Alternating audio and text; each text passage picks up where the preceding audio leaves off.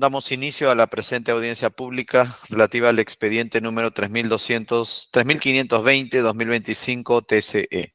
Se va a hacer lectura del acta de la audiencia. Adelante.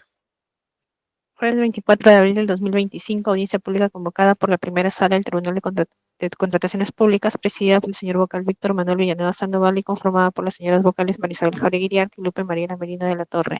Expediente número 3520.2025.TCP, recurso de apelación interpuesto por el Consorcio Pariacoto, conformada por las empresas Inatec SAC y Mars Constructora SRL en el marco de la adjudicación simplificada número 01-2024-MDP/CS, primera convocatoria, efectuada por la Municipalidad Distrital de Pararín para la contratación de la ejecución de la obra de renovación de puente, trayectoria MPAN 1162, Puente Roncana, Distrito de Pararín, Provincia de Recuay, Departamento de Ancash.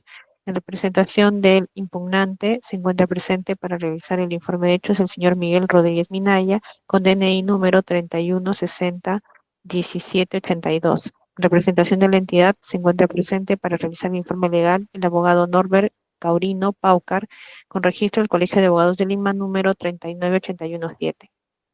Se deja constancia que la audiencia pública se lleva a cabo empleando la aplicación de Internet Google Meet y es grabada haciendo uso de la tecnología habilitada por el Tribunal de Contrataciones Públicas. La presente acta será suscrita de manera electrónica únicamente por los vocales integrantes de la sala y la secretaria del tribunal. El señor Miguel Rodríguez Minaya tiene el uso de la palabra. Puede iniciar su informe, cuenta con 10 minutos. Muchas gracias, señor presidente. Buenos días, señores miembros del tribunal y presentes todos. Debidamente autorizado por el impugnante Inatec SAC, me presento para exponer sobre la apelación presentada. Las razones por las que la entidad nos descalifica, el cual se encuentra en el anexo 1, cuadro comparativo, diciendo lo siguiente. El postor presenta 3 contratos para acreditar la experiencia del postor en la especialidad, pues ello es falso, ya que mi representada solo presentó 2 contratos. La observación sobre el contrato 01. Con respecto a ello encontramos una motivación imprecisa para descalificarnos, del cual deducimos que es por 2 motivos. Primero, se indica que en el folio 38 de nuestra muestra quienes firman el contrato, las cuales no son legibles y no se puede determinar quién firma por parte de la entidad contratante, tal como dice la observación. Señores del tribunal, primero debemos aclarar que la calificación que debió realizar el comité de selección debió ser integral. Mi representada ha presentado en los folios 38 al 51 de nuestra propuesta el contrato suscrito por Inatec SAC y la Municipalidad Distrital de Guadiaguara. Si bien es cierto que en el folio 38 no es notorio los datos de quién representa a la entidad, pero sí la firma se nota claramente. Pero sin embargo, en el folio 51 de nuestra propuesta, se puede ver claramente las generales del contrato, ¿no? Que la Municipalidad Distrital de Guadiaguara está representado por su gerente municipal, licenciado Isabel Karen Salazar Bendezú, identificado con DNI número 73590217. Y Inatec SAC está representado por Nancy Mendoza y Giraldis, con DNI número 73590217. Por lo que sí se puede identificar quién firma por la entidad en el contrato de la primera experiencia presentada por mi representante.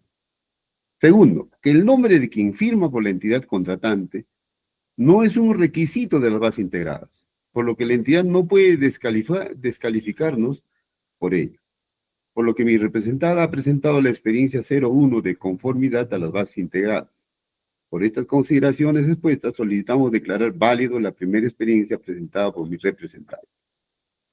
Segundo, que el documento adjunto por el postor Consorcio Pariacoto, donde se aprecia que solo está firmado por personal involucrado en la obra, mas no por el Comité de Recepción de Obra, folio 37, por ello el comité determina no considerar el presente contrato en la experiencia del postor en la especialidad. Tal como dice la observación, es lo que estoy leyendo.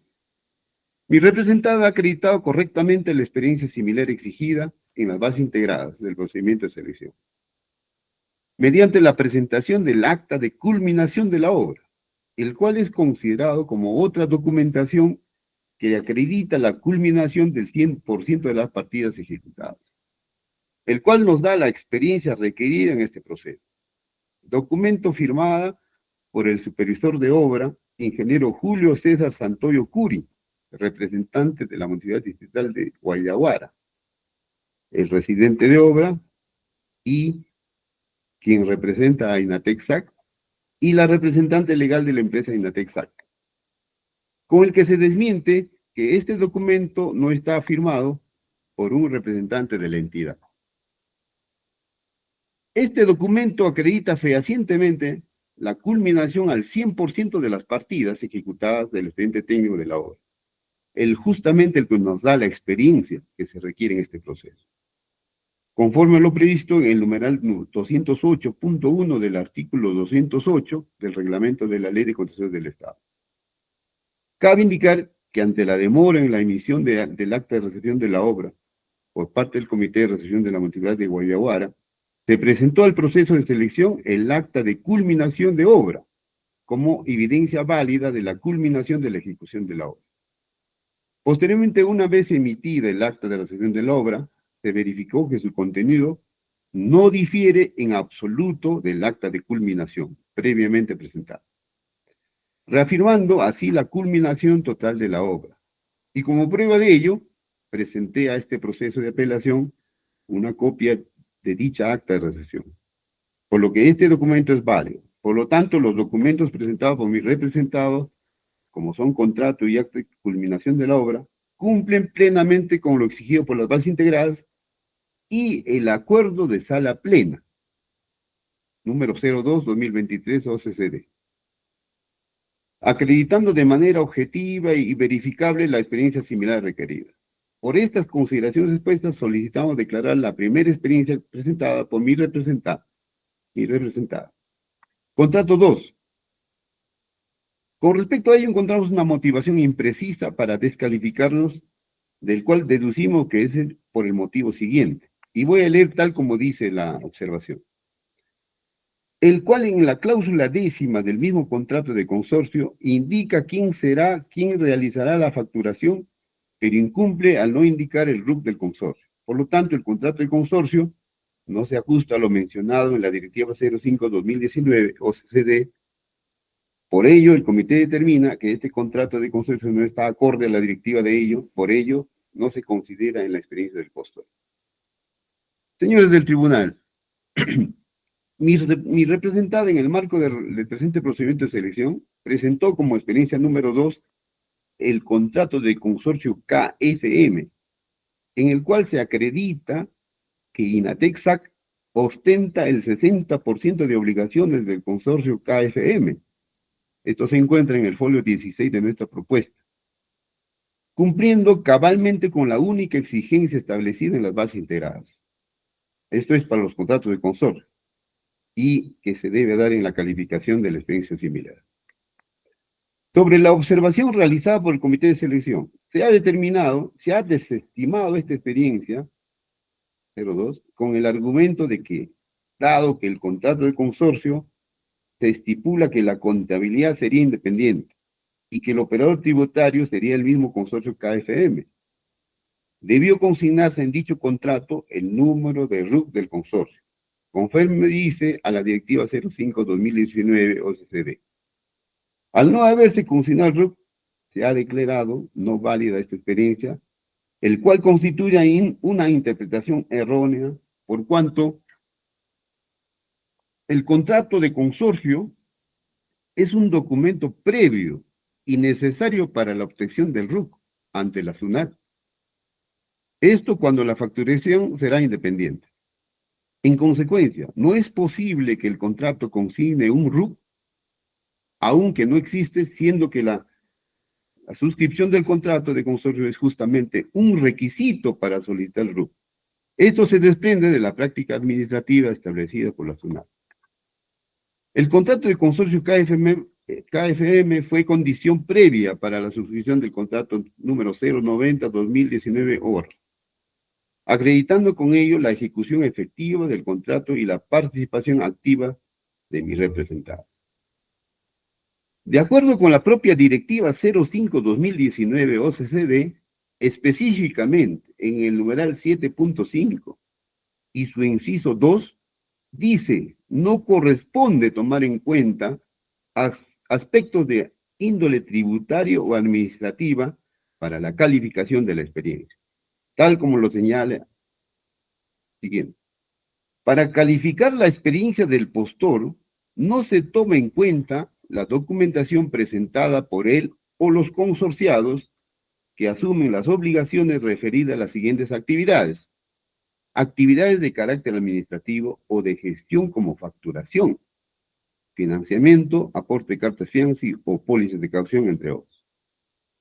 Por tanto, la mención o no del RUC en el contrato de consorcio no puede considerarse como un factor determinante para invalidar la experiencia presentada.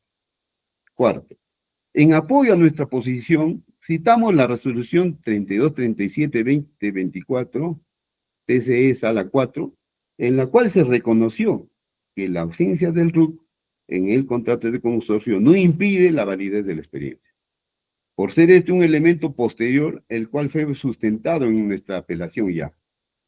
Así también referimos la resolución 3025-2022 de la Sala 2 y la reciente resolución 295-2025 de la Sala 2, las cuales establecen precedentes administrativos sobre casos análogos, en lo que se validó la experiencia en base al contrato de consorcio, sin que sea requisito indispensable la inclusión del RUC al momento de su suscripción, por lo que la ausencia del número RUC en el contrato de consorcio no constituye un requisito para determinar la experiencia del postor en la especialidad.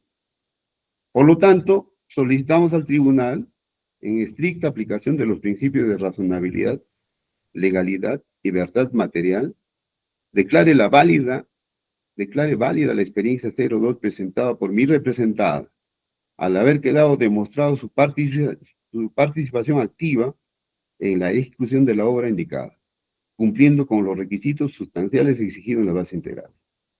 Finalmente, con la validación de nuestra experiencia 1 y 2, queda acreditada la experiencia similar por el monto total de 3.249.009.34 soles, el cual supera ampliamente el mínimo exigido por las bases del procedimiento de selección, por lo que mi representada ha presentado la experiencia 02 de conformidad a las bases integrales y la cuarta sala número 02-2023 OCCD. Por estas razones, teniendo la única propuesta válida en el proceso de selección, solicitamos que se declare fundada nuestra apelación, otorgándonos la buena pro, claro está, revocando la declaratoria de desierto del proceso. Muchas gracias, señor del tribunal. Muy bien, gracias. Señor abogado Norbert Caurino Paucar, tiene el uso de la palabra en representación de la entidad. Por 10 minutos.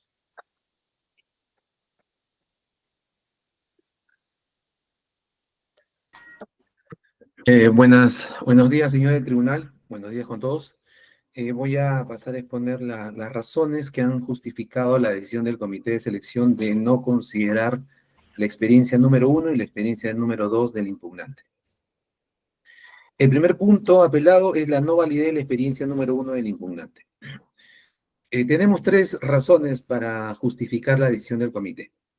Primero, es ilegible identificación del representante de la entidad del contratante, del contratista, perdón, o del postor.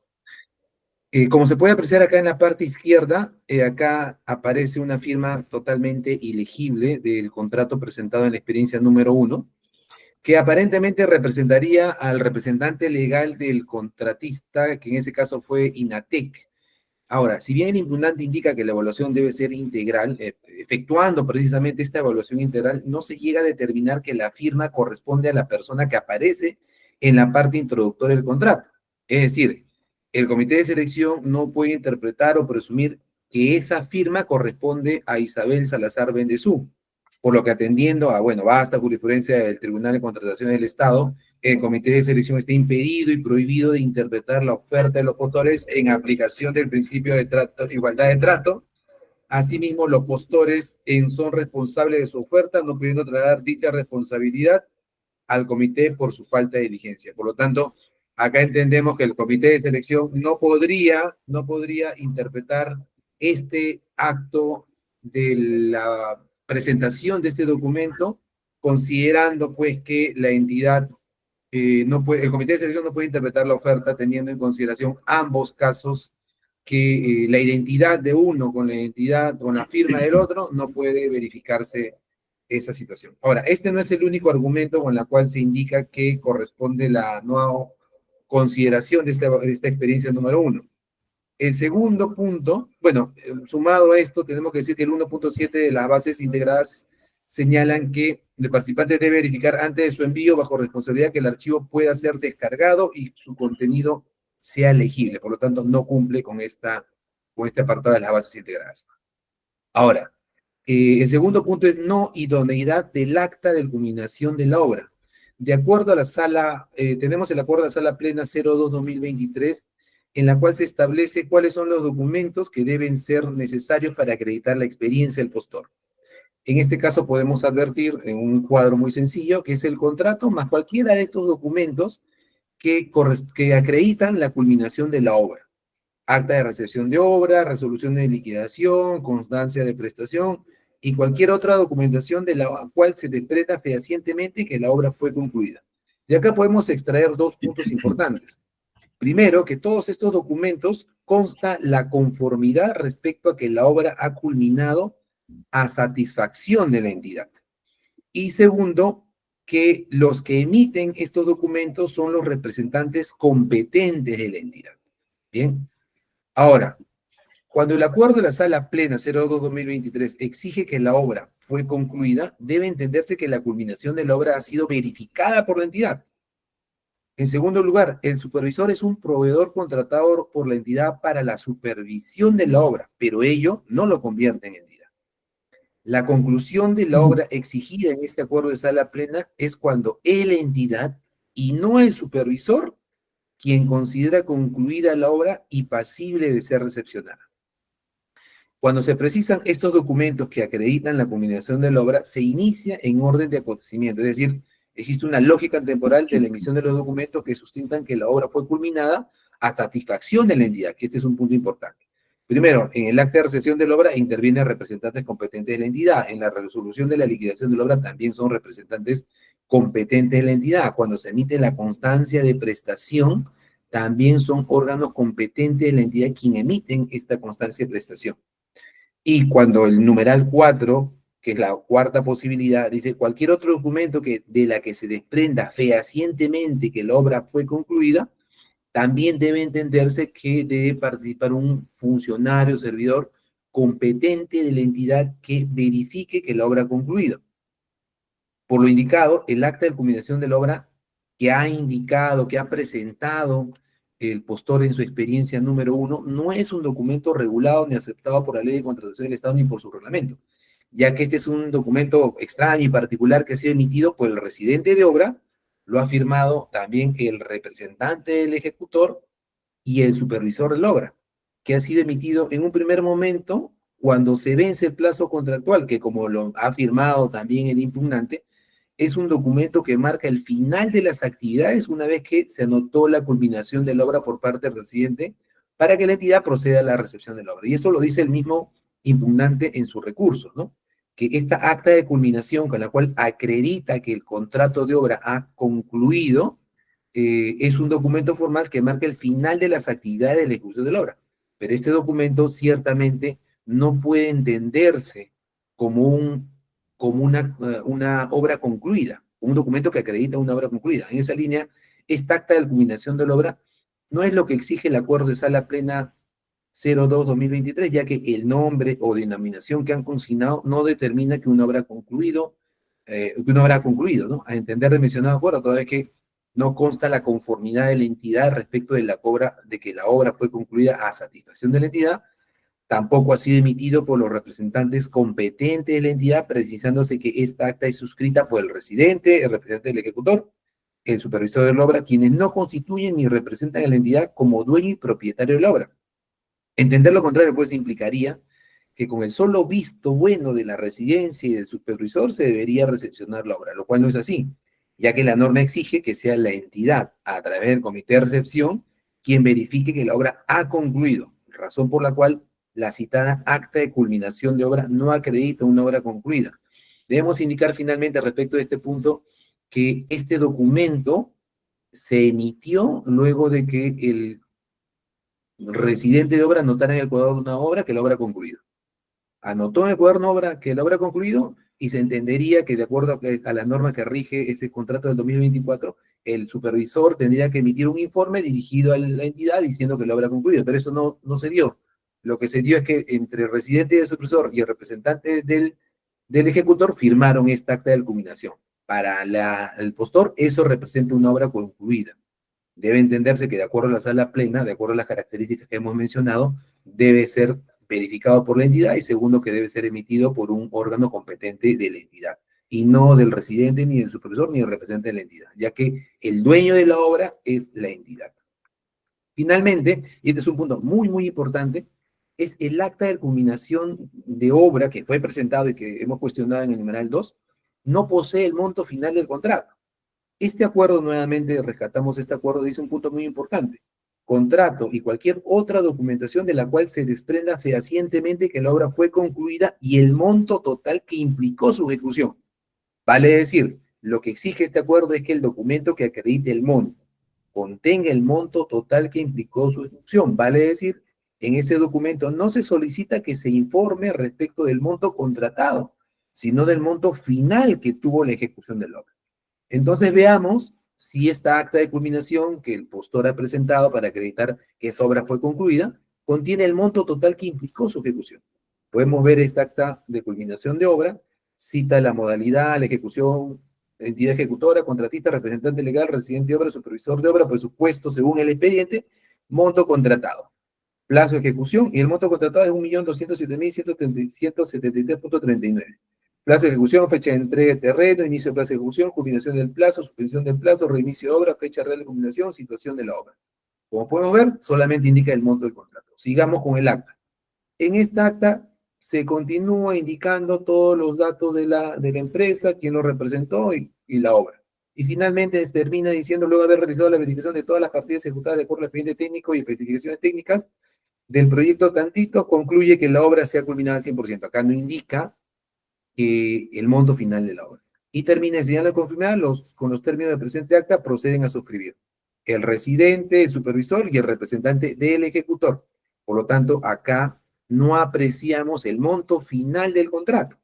Ahora, si bien se indica un monto en esta acta, podemos confirmar que ese monto, a la derecha he consignado el acta de culminación de la obra, como indiqué, 1.207.173.39, monto del contrato a la mano izquierda se indica en esta misma acta, y a la mano izquierda he pegado el contrato y la cláusula tercera que dice monto contractual, y corresponde efectivamente al mismo monto, 1.207.173.39 soles. Lo que significa, señor del tribunal, que en esta acta de culminación no se ha indicado el monto final de la obra, que como lo dice el acuerdo de sala plena, se tiene que indicar el monto total que implicó su ejecución y no el monto del contrato. Por lo tanto, esta acta de culminación tampoco cumple con este tercer requisito. Finalmente, para terminar ya mi exposición sobre el segundo punto apelado, no validé la experiencia número 2 del impugnante. En la Directiva 5/2019, que regula la participación de los proveedores en consorcio en las contrataciones del Estado, se puede apreciar en el numeral 7.7.2 que se debe identificar al integrante del consorcio a quien se efectuará el pago y emitirá la respectiva factura, o en su caso de llevar contabilidad independiente, señalar el registro único de contribuyentes del consorcio. Según esta directiva, en el punto 2, si el consorcio era el encargado de llevar la contabilidad independiente, debía enseñar el RUC del consorcio.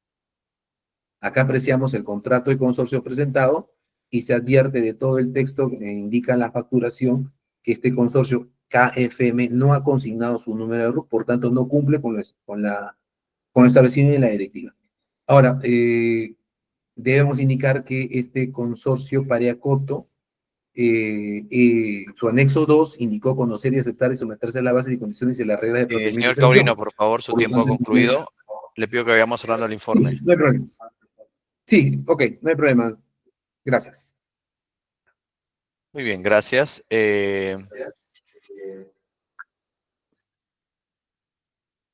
Señor Rodríguez, adelante. ¿Va a ejercer su derecho de réplica? Muchas gracias, señor presidente. El señor abogado prácticamente nos está haciendo una nueva observación.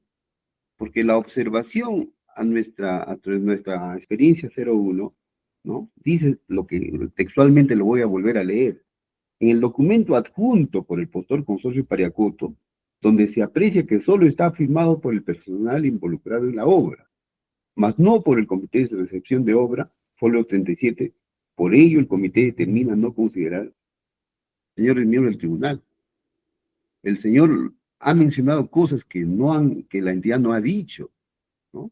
Por lo tanto, nosotros consideramos, ¿no?, que la culminación de la obra, ¿no?, la obra es el que nos da la experiencia. Y la obra lo constituye el residente y el supervisor, tanto el residente que nos representa al contratista, y tanto el supervisor, si el abogado no conoce, representa a la entidad en la obra. Así como tenemos nosotros, cuando ellos realizan el inicio de obra, hacen un acta de inicio de la obra, también realizan un acta de culminación de las partidas. Por eso, simplemente cuando se reúnen para hacer la verificación de acuerdo al artículo 208 que manda 208.1, ¿no?, se reúnen justamente para verificar la culminación de todas las experiencias, ¿no?, culminar al 100%. Por otro lado, si bien es cierto, las bases integrales han establecido 3 modalidades de acreditación de la experiencia del postor en la especialidad, el acuerdo de sala plena 02-2023 OCCD ha establecido 4. Si ustedes lo pueden ver, lo van a poder apreciar.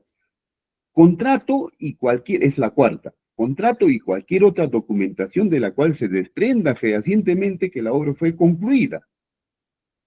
La conclusión de una obra o culminación, pues ese representa esa acta. Reitero, los actores de una obra que nos da experiencia no es el comité de recepción de la entidad, es el residente y el supervisor de la obra. Nada más, señor presidente. Muchas gracias. Señor Caurino, ¿algo que agregar? Sí, 2 puntos importantes, señores del tribunal. El primero es que en la decisión del comité de selección sí ha sido considerada toda la argumentación que he desarrollado en este momento, quizás con otras palabras, pero es el mismo contenido. Y segundo, respecto del acta de culminación, nosotros entendemos que debemos aplicarnos al principio de legalidad en el sentido de que el acuerdo de sala plena número 2, al desarrollar la norma de contratación pública, ha establecido que la obra debe estar concluida y debe entenderse de acuerdo a los documentos que se exigen: acta de recepción, emitido por la entidad y firmado por un órgano competente. Liquidación de obra, emitido por un órgano competente de la entidad y habiendo la entidad verificado la conclusión de la obra.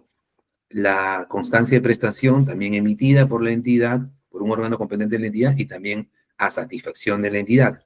Por lo tanto, el 4º documento que se exige cuando se refiere a cualquier otra documentación que acredite que la obra ha sido concluida, debe entenderse claramente que también debe cumplir con los mismos requisitos. Lo que afirma el impugnante al señalar que el supervisor representa a la entidad y por lo tanto puede considerar que la obra ha concluido, consideramos que no es un aspecto correcto, ya que el supervisor representa técnicamente la entidad, pero no determina que la obra ha concluido para efectos incluso del pago, para que se activen los efectos de los vicios ocultos, sino más bien los documentos que se han citado válidamente en el acta, en el acuerdo de sala plena número 2. Muchas gracias, señor tribunal. Muy bien, habiendo concluido los informes tanto del representante de la empresa impugnante como del representante de la entidad, consulto a las señoras vocales si van a realizar algún tipo de interrogante, algún tipo de consulta. Doctora Jáuregui. Sí, buenos días, señor presidente, no tengo consultas. Gracias. Muy bien, doctora Merino. Buenos días, señor presidente. No tengo consultas, gracias. Muy bien. Creo que los puntos que van a ser objeto de revisión por este colegiado han sido claramente expuestos. Vamos a revisar la información, también la documentación que han remitido al expediente. Les agradecemos a todos por su presencia en esta audiencia. No habiendo consultas de parte de la sala, damos por concluida la audiencia pública. Muy buenos días a todos. Muchas gracias, señor tribunal.